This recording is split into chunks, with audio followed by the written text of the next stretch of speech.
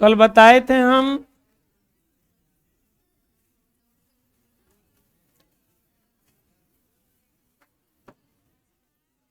कल बताए थे रुधिर वाहिकाएं 3 प्रकार की, धमनी, शीरा, केशिका।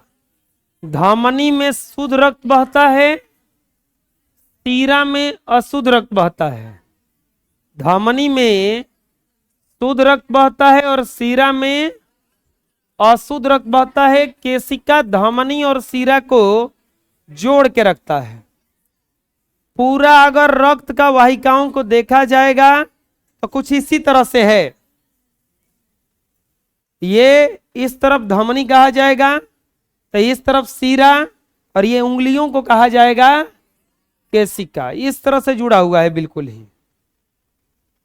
तो कल हम बताए थे, इसके बाद बताए थे कि अगर अब बीपी हाई हो जाए, बीपी कितना रहना चाहिए, तो 120/80 रहना चाहिए। अगर इससे कम रहता है तो भी दिक्कत है, और ज्यादा होता है तो भी दिक्कत है। दोनों स्थिति में मनुष्य का स्वास्थ्य बिगड़ जाएगा।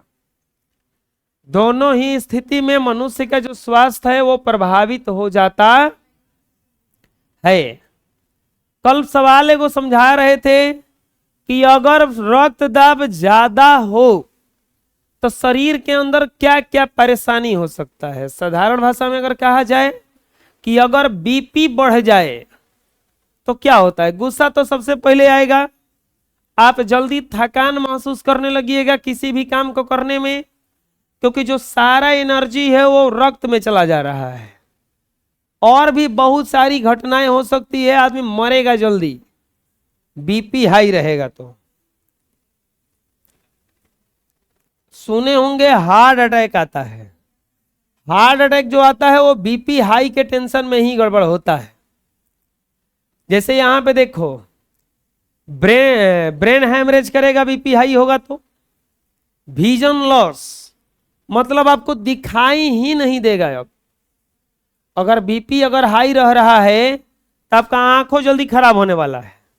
बधाई हो।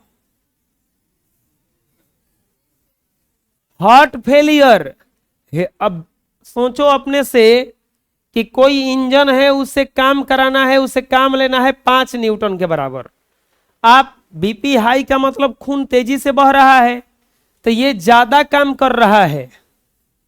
और जब ज्यादा काम करेगा तो जल्दी खत्म तो होगा, खराब हो तो जल्दी होगा। तो हार्ट फेलियर, उसका हृदय ही फेल कर जाएगा।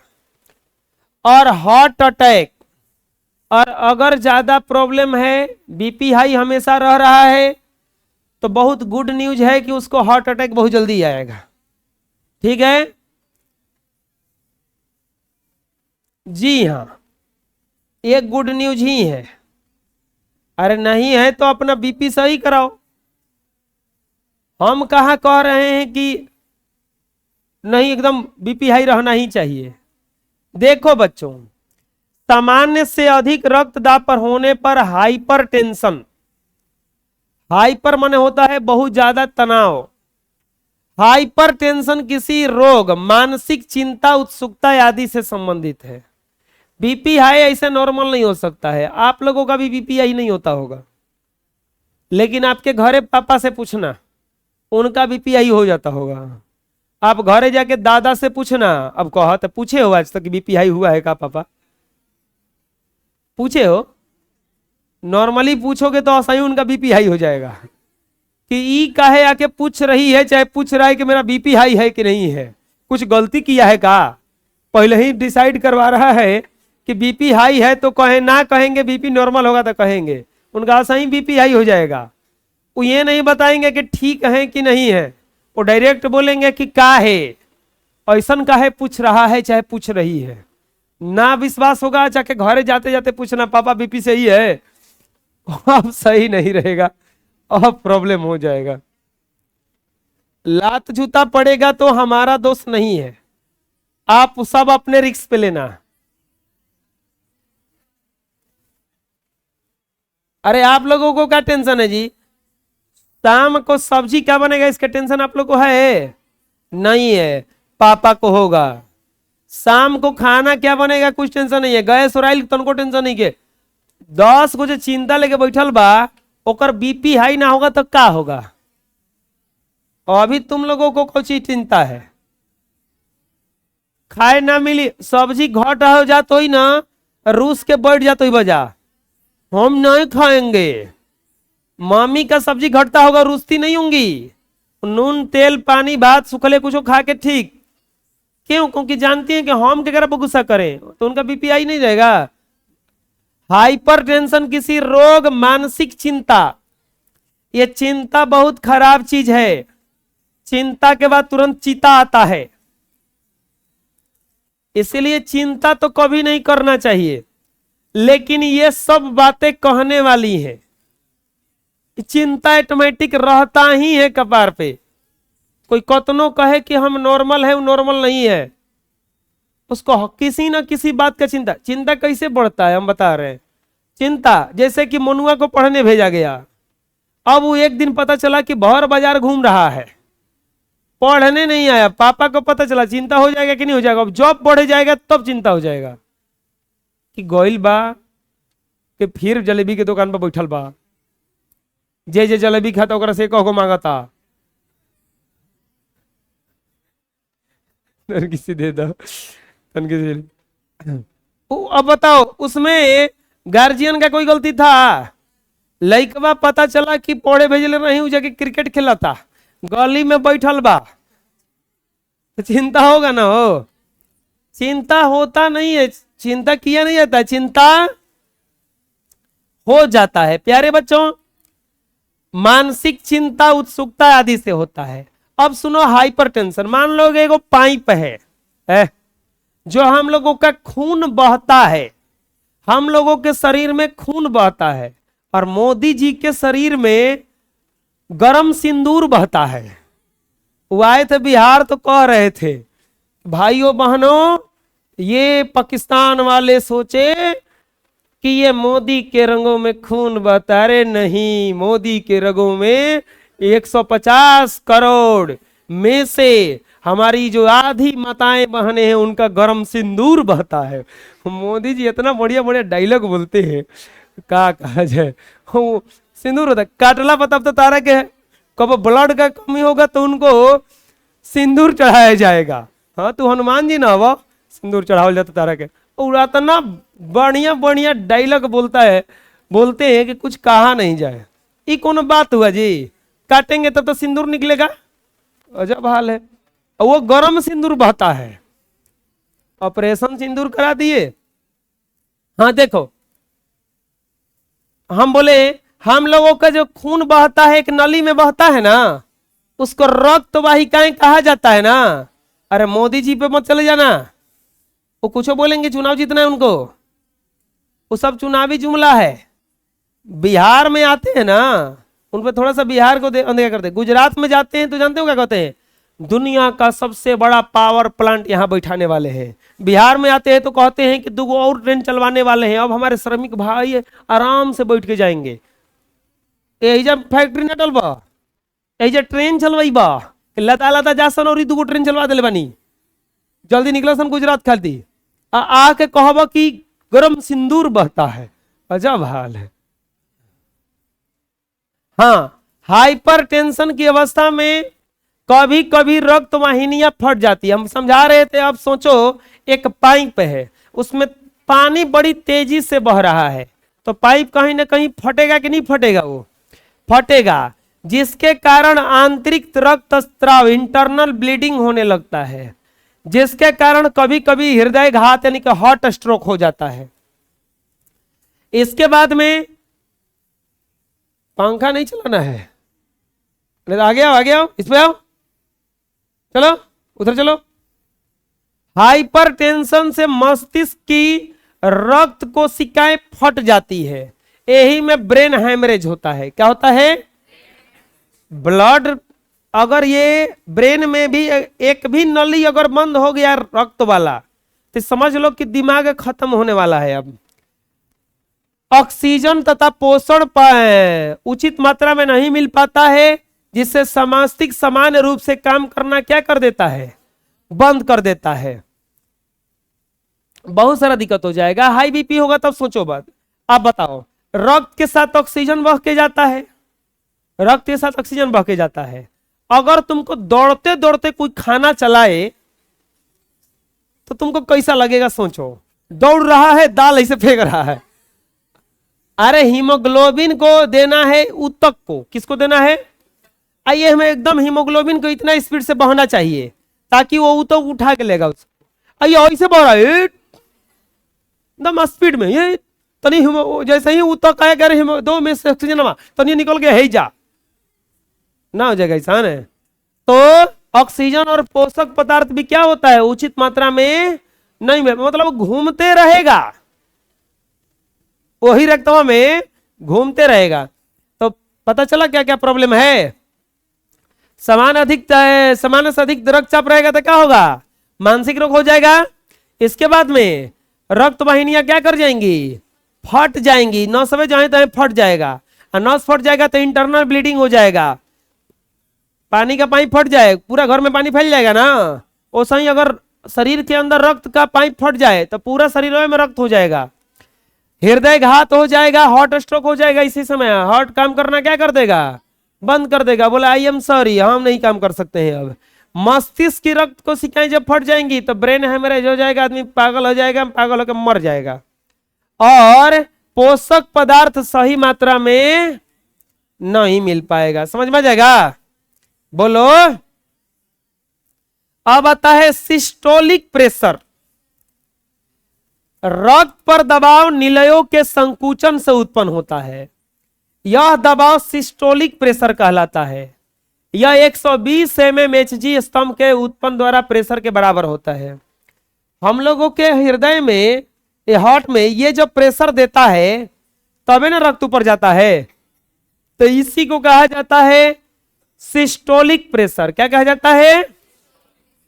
और ये कितना होता है, 120 mmHg, 120 mm। समझ में जाएगा? डायस्टोलिक प्रेशर जब अलिंद प्रेशर देता है, निलय प्रेशर देता है तो सिस्टोलिक, निलय प्रेशर देता है तो, और जब अलिंद प्रेशर देगा तो डायस्टोलिक प्रेशर कहा जाता है। क्या कहा जाता है? डायस्टोलिक प्रेशर कहा जाता है। निलय के शिथिलन से भी एक दाब उत्पन्न होता है जिसे डायस्टोलिक प्रेशर कहा जाता है।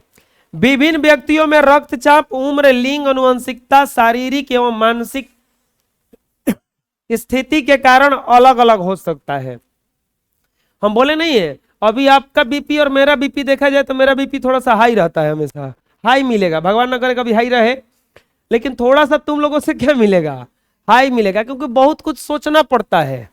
तुम लोगों को क्या सोचना है, किताब उठाना है, घरे चल जाना है, किताब ले आना है, घरे ले आना है, घरे पढ़ना उड़ना कुछ है नहीं। 8 बजे किताब 10 बजे बिगात हुई, अब तो अगला दिन 7:30 बजे खोज हो तो ही होकर कहां बरे, कितना के तो जस के तौसे रखा रहता है, जैसे गइल बा वो सही रखल बा, उठैलस कपार पर टंगलस लेके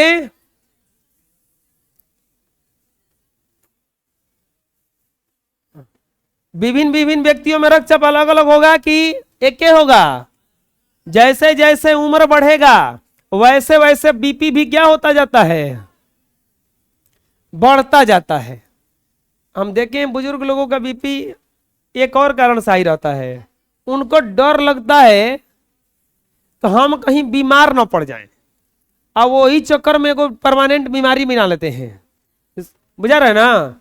बीपी की नहीं किसका भी अगर हाई हो, एक बीमारी उनको आने वाला है, हार्ट अटैक। ये एकदम 100% है। बीपी हाई हो रहा है तो पक्का है कि हार्ट अटैक उनका करेगा, नहीं तो ब्रेन हेमरेज करेगा। 2 में से एक प्रॉब्लम पक्का है कि आएगा। बोलोगे इसका कोई उपाय है क्या? इसका एक क्या उपाय है? कुछ भी हो रहा है चिंता करना छोड़ दो। बुझा रहा है ना? कुछ भी हो रहा है प्रेशर लेना, प्रेशर नहीं लोगे तो ब्लड प्रेशर भी ठीक रहेगा। क्या हुआ जी, चिंता है कुछ बात का? अभी चिंता मत करो, मैट्रिक की परीक्षा में दे रहे अभी, अभी तो 6 महीना टाइम है जी,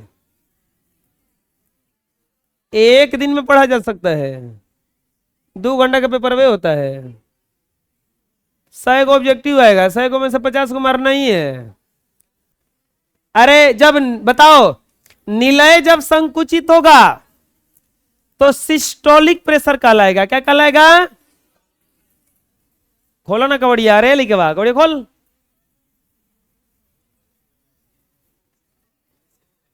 इंकर बारी बाज। जब जब निलय, क्या बता रहे थे? जब निलय प्रेशर बनाएगा तो सिस्टोलिक प्रेशर कहलाएगा, और जब अलिंद प्रेशर बनाएगा तो डायस्टोलिक क्या कहलाएगा? समझ में जाएगा? कोई दिक्कत है? बोलो। अब ये सब था मनुष्यों में, अभी तक जो भी हम लोग पढ़े वो किस में पढ़े? अब हम लोग देखेंगे पेड़ पौधों में। पेड़ पौधों में भी पानी जब जड़वा में डाला जाता है, खानवा तो पतैया बनाता है, तो पतैया को खानवा में कैसे मिल जाता है पानी? कुछ तो सिस्टम लगा होगा जो लेके जाता होगा ऊपरे। अब पतैया में खानवा बनता है तो चारों ओर घूमता है, घूमता है ना, तो चारों ओर घूमता है तो कोई तो सिस्टम लगा हो जो को खानवा पहुंचाता है। आए बुझा रहा है? तो पौधों में भी परिवहन का स्रोत 2 गो होता है, एक होता है जाइलम और एक होता है फ्लोएम। जाइलम जो होता है जल का परिवहन करता है। जाइलम किसका परिवहन करता है? और फ्लोएम करता है भोजन का। जो पतैया में भोजनवा बनता है ओकरा के उठा के जड़ तक पहुंचाने का काम कौन करता है?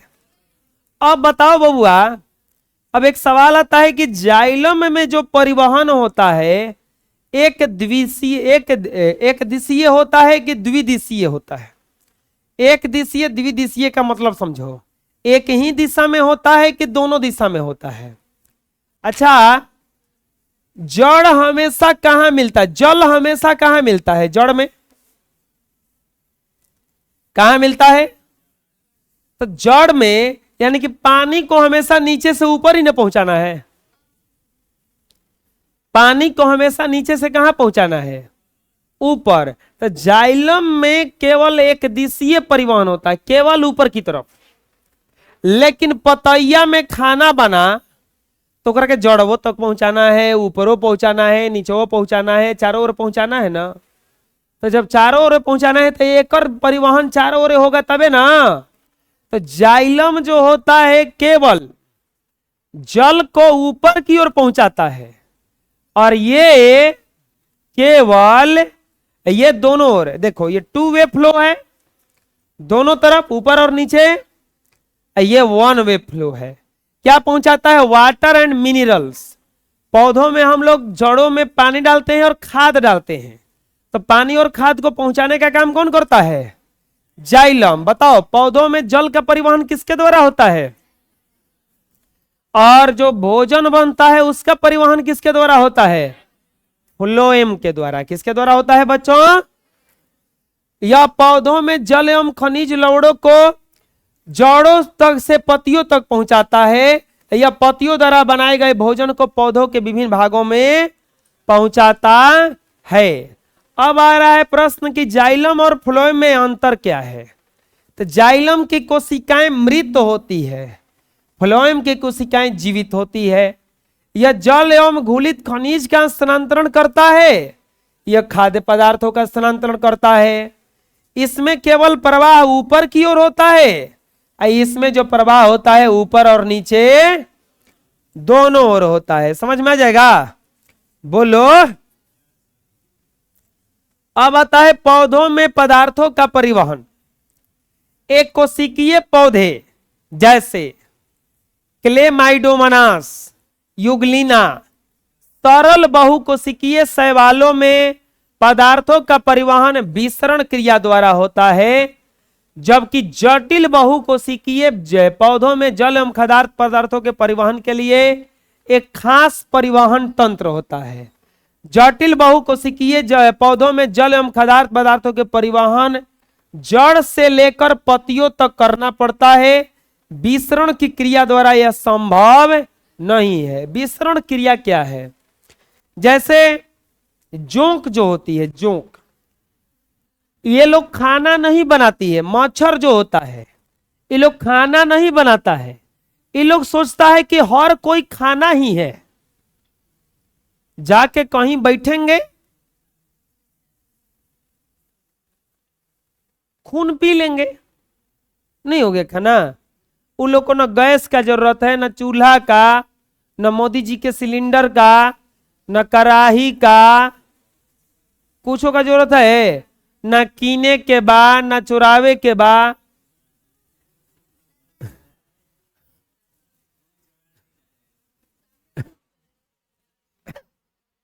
जब केस कर दो, वो चुराता है जी, खून चुराता है।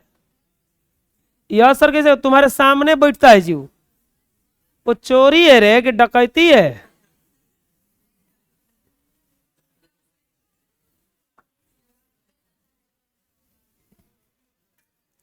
विसरण क्रिया किसको कहा जाता है? हम समझा रहे हैं।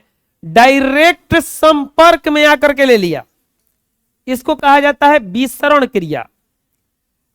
अब देखो, छोटा छोटा जो कोशिकीय जीव है, एक कोशिकीय है, ये लोग अपना पदार्थों का परिवहन विसरण क्रिया द्वारा कर लेता है। लेकिन जो जटिल कोशिकीय पौधे हैं, इनमें विसरण क्रिया द्वारा न तो पानी पहुंचेगा न खाद्य पदार्थ, तो इसीलिए इसमें दो सिस्टम डाल दिया गया। क्या सिस्टम डाल दिया गया? जाइलम और फ्लोएम। समझ में जाएगा ना? संवहन बंडल क्या है? तो जाइलम और फ्लोएम को ही संवहन बंडल कहा जाता है। क्या कहा जाता है? संवहन बंडल। ये ढोने वाला बंडल है एगो। अरे जैसे मनुष्य में धमनी और सीरा है ना, तो वैसे ही पौधों में क्या है? जाइलम और फ्लोएम है। जाइलम और फ्लोएम है, और इसी को क्या कहा जाता है? संवहन बंडल। क्या कहा जाता है बच्चों? अब आता है वाष्पोत्सर्जन। अब देखे होंगे कोई के कान और नाक को छेदाता है, लड़कियन के ज्यादा। आजकल लड़कों छेदवा रहा है, इसलिए छेदवा रहा है कि क्या ब्याह शादी होगा तो उसको देख के कोई झुमका बनवा देगा, उसके लिए भी कोई। तो और कौन काम है उसको? तुम लोगों में से कोई ना छेदवाया है? हम किसी को पर्सनली नहीं कह रहे हैं, ठीक है? कोई बात नहीं, कान छेदवा लो, नाक छेदवा लो, कंगन पहन लो, पायल ओयल आता है पहन लो, बाल ओल बढ़ा लो, रिबन चोटी भी बांधना। इसको नहीं नहीं, एक बीमारी है यही। इस बीमारी का नाम है स्त्रैण, इफेमिनेट। ये बीमारी है, उसका स्त्रियों का स्वभाव आ जाएगा, बुझेगा ना? तो ये हो जाएगा, कोई दिक्कत नहीं है उसमें। ये बीमारी है, इसको बीमारी कह दिया गया। तो जो भी ऐसा कर रहा है, कानून छदवा रहा है, तो उसको शर्म मत मानो, बीमारी है ये। इफेमिनेशन का बीमारी है उसको, बुझा रहे ना? कान उन कोई छेदवाता होगा तो उसको शीत का पानी डाला जाता है। डाला जाता है काहे? सीते का पानी डाला जाता है। क्या होता है? शुद्ध होता है। देखो जानता है वो, सही बोला है, शुद्ध होता है वो।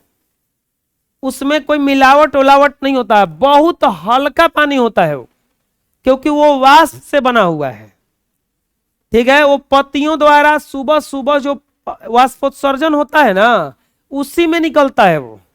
तो वे पानी डाला जाता है, वो शुद्ध होता है, मिनरल वाटर से भी बढ़िया होता है वो।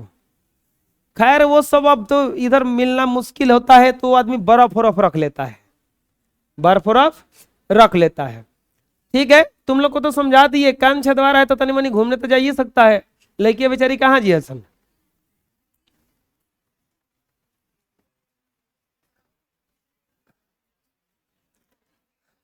देखो,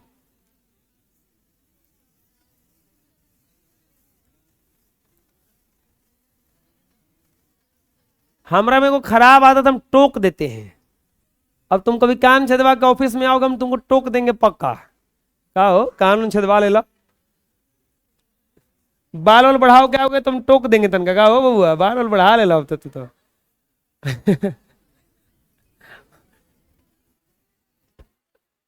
कहाँ, हम तनका टोकने का आदत है, गलती है ना जी।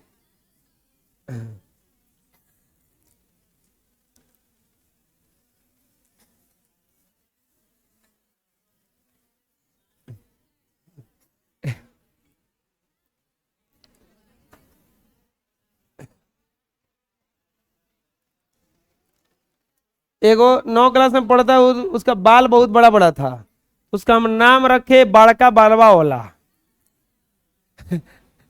हम बोले जाइए कटवाएगा तो ये तो नाम हम छोड़ेंगे ही।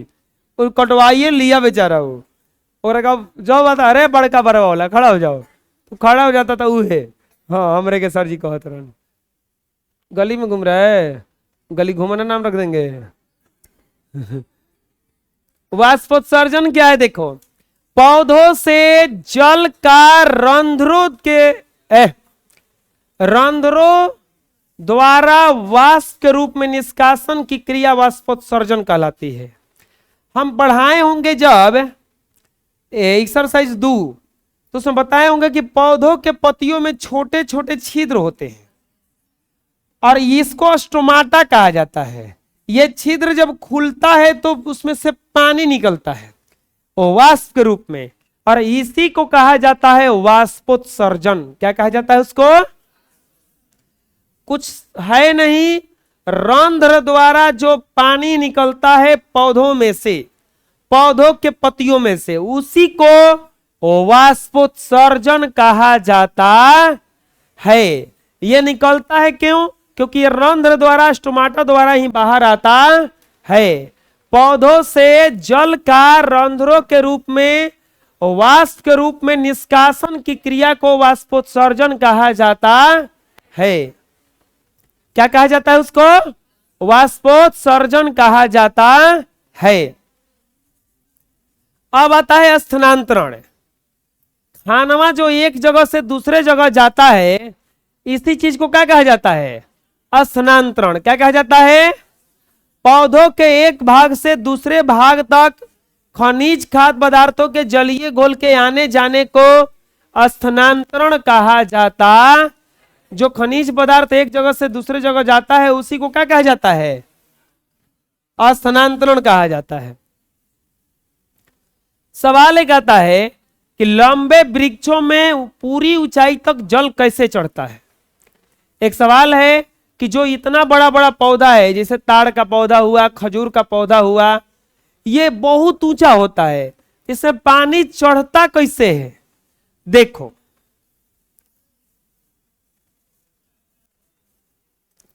नॉर्मली घरों में अगर पानी चढ़ाना होगा तो पाइप लगाना पड़ता है, लगाना पड़ता है ना। पानी अगर कहीं ले जाना होगा तो पाइप, लेकिन ये पौधों में कैसे जाता है? नेचर को आज तक कोई जीत नहीं पाया है, इसीलिए एक तल्ला से दूसरे तल्ला भी पानी ले जाना हो ना तो मेहनत लगता है। ये लोग ऐसा सिस्टम है इन लोगों में कि कोई दिक्कतें नहीं होता है। देखो, पौधों में जल और खनिज का वहन जाइलम वाहिनियों द्वारा होता है। प्रसरण के नियमानुसार मृदा के कणों के बीच उपस्थित खनिज जलीय घोल जड़ों के मूल रोमों में प्रवेश करता है। इस प्रकार उच्च सांद्रण से निम्न सांद्रण की ओर बढ़ता हुआ जाइलम वाहिनियों में पहुंच जाता है। अभी तुरंत हम पढ़ाए वाष्पोत्सर्जन। कोई भी लीफ जो होता है, कोई भी जो पत्ती होता है, वाष्पोत्सर्जन करता है। एक बात समझ लो, पानी तभी चढ़ सकता है जब कहीं से निकल रहा हो। तो पौधों के पत्तियों में सिस्टम लगाया गया है कि वहां से पानी निकलता है धीरे धीरे, और जब पानी निकल रहा है तो सोचो कि टंकी में पानी भरना है आपको, और टंकी पूरा फुल है, तो क्या उसमें पानी भर सकते हो? नहीं भरेगा। एक उपाय क्या है कि जो भी घर में नल वगैरह है उसको खोलो, तब इन्हें से सिस्टम जाएगा, वो पानी भरेगा, तब फिर इधर से बाहर से निकलेगा। अरे तुम एक पाइप ले लो, चलो ये नल प्लग लगाया हुआ है, इसमें पानी यहां तक तो आएगा, क्या आगे जाएगा? बंद है ना।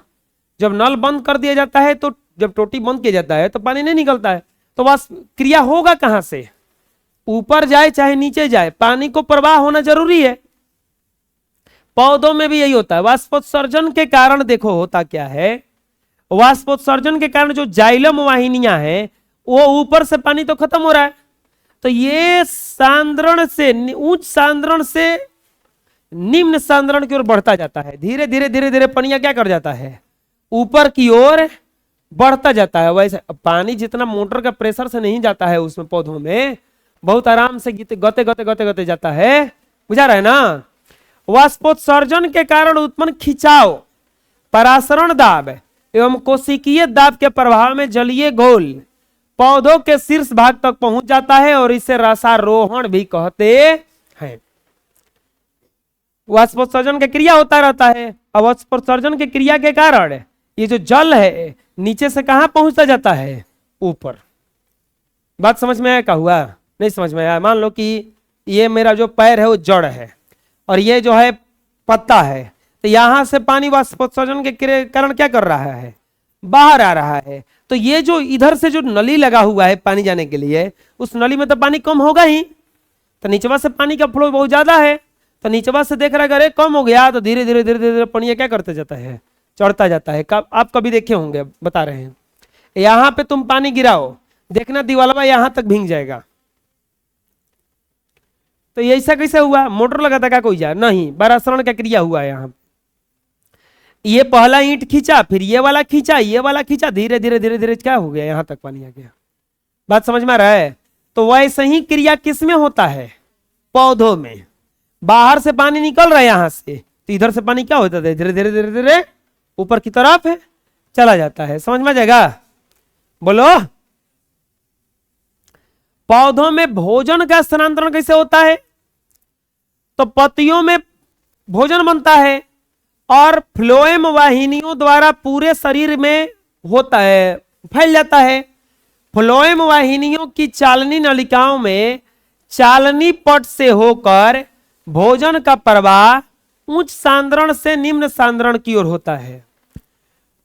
लवण एवं खाद्य पदार्थों का परिवहन दो क्रियाओं के सहयोग से होता है, एक वाष्पोत्सर्जन और दूसरा स्थानांतरण। फिर से वही प्रश्न आया कि संवहन मंडल किसे कहते हैं? तो जाइलम और फ्लोएम को ही क्या कहते हैं? संवहन मंडल कहा जाता है। औसतन एक पेड़ अपने जीवन काल में अपने भार का 100 गुना जल वाष्पोत्सर्जित करता है। एगो पेड़ अगर 10 क्विंटल का है तो 100 गुना जल वो वाष्पोत्सर्जित कर देता है वाष्पोत्सर्जन की क्रिया द्वारा। कितना गुना? 100 गुना। वाष्पोत्सर्जन की क्रिया के पौधों के लिए क्या महत्व है?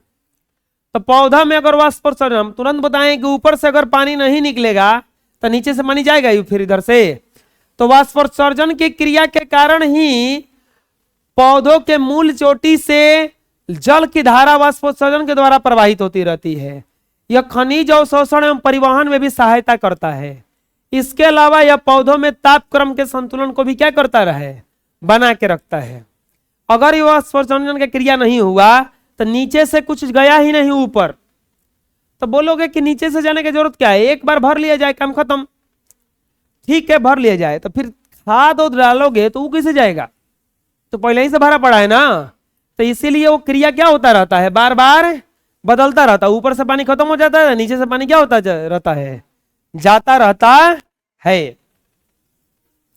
मानव में वहन तंत्र के ये रक्तचाप मापने वाले यंत्र का नाम क्या है? रक्तचाप जो रहता है, तो ये है स्फिग्नोमैनोमीटर। क्या है? स्फिग्नोमैनोमीटर। मानव में वहन तंत्र के कौन कौन से घटक हैं? तो रुधिर है, हृदय है, धमनी है, शीरा है और केशिका है। यही सब ना पूरा रक्त को इधर उधर करता है।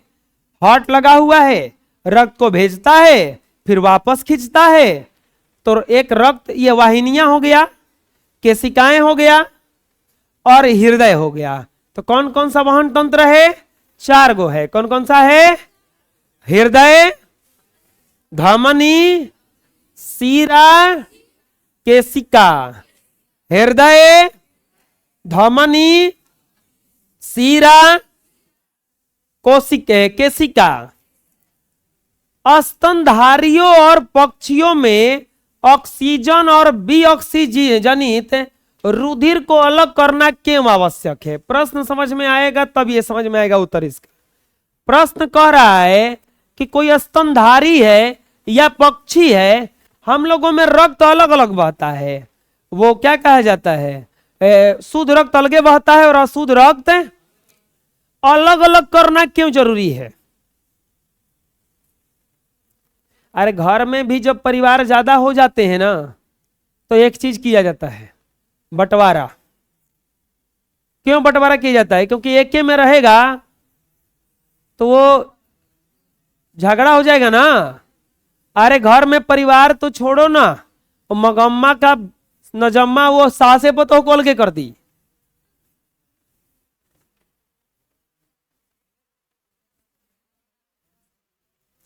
ये प्रश्न समझ में आ गया क्या कर रहा है? कि ऑक्सीजन वाला ब्लड और बिना ऑक्सीजन वाला ब्लड, ये दोनों को अलग करने के क्या जरूरत पड़ा? अलग नहीं करेंगे जी, अलग नहीं करेंगे तो फेटा न जाएगा सब। अरे जौन जोन खाना खा लेता है उनको अलगे बैठाएंगे तभी ना पता चले कि हाथना खाना बचल है और हाथना आदमी बचल है। सब एके में फेटाइल है, पते नहीं के चलत। नहीं समझ में आया? अच्छा चलो, सबसे साधारण भाषा में, आप लोग 10वां क्लास में ऐसा ही तो पहुंचे नहीं होंगे, पीछे से आए स्लेट पर पढ़ते होंगे पहले, क झपड़ बजा होगा, क लिखने के चक्कर में वो पे ना बुझाता होगा, तो स्लेट पे पढ़े, फिर कॉपी पे पढ़े, फिर 6वां 7वां 8वां 9वां 10वां पढ़ते आए ना। कि तब या एक में रखे हैं कि अलगे अलगे? 10 क्लास की किताब में 6 क्लास की किताब फिट के रखे हैं। काहे नहीं रखे हैं? गड़बड़ा जाएगा, एक में फेटा जाएगा तो दिक्कत होगा ना। अरे लइका बा ऑक्सीजनवा वाला ब्लडवा अब बिना ऑक्सीजनवा वाला ब्लडवा दोनों एक में जब फेटा जाई तो गड़बड़ा ना जाएगा मामला। बुझा रहा है ना? यही से अलग करना जरूरत है। अरे ना बुझाया अभी? कॉपिया खत्म हो जाए तो ही तो तोनी के बिक दे तो ही बसन, ठीक है, बेच दे तो ही बसन। अच्छा ठीक है, उसका पूजा करता होगा। चलो कभी खत्म हो जाए तो पूजा करता है उसका? जानत नहीं कि कितना पुजारी है वजह।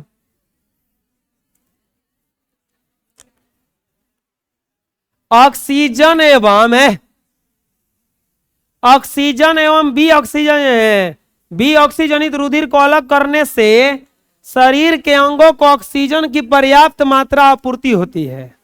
स्तनधारियों एवं पक्षियों में शरीर के ताप को सामान्य बनाए रखने के लिए लगातार ऊर्जा की आवश्यकता पड़ती है।